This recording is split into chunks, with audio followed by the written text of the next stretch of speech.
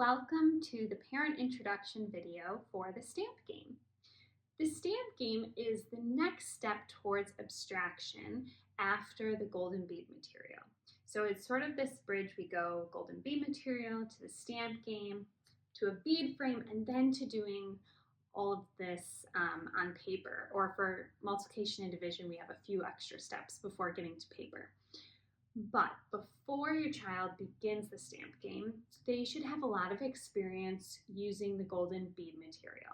They should really understand place value, understand the idea that 10 units make a 10, 10 tens make 100, 10 hundreds make 1,000.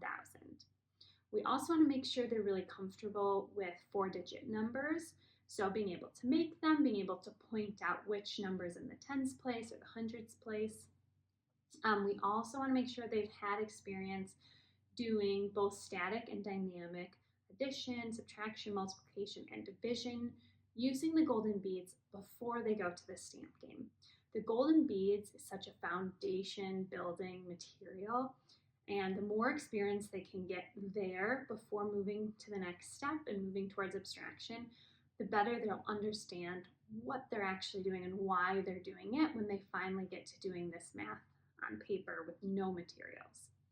So if your child is all ready for that, then you want to set up your stamp game. So stamp game comes in a box. I've already taken the lid off mine just to show you the inside.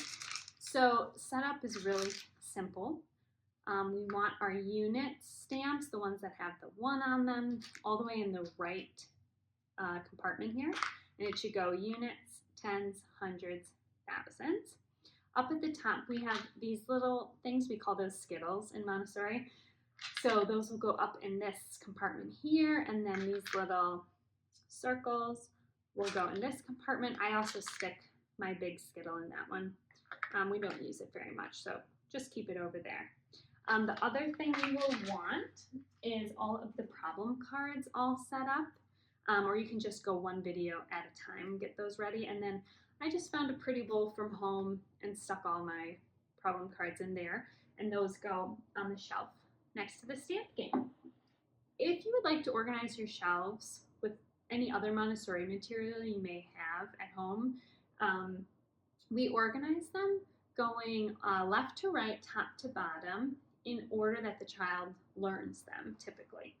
So on my shelves, I put my box of colored bead material or colored bead bars here, and then the problem cards that go with that right next to it. I stuck up the activity cards for the golden bead material here just because I didn't have space on my next shelf. So then on the shelf down, I have all the golden bead material, and then on my bottom shelf, I will have my stamp game and all the stamp game problem cards. So once you get all of that set up and have the work rug somewhere near the material as well, then your child will be ready to begin working with the stamp game.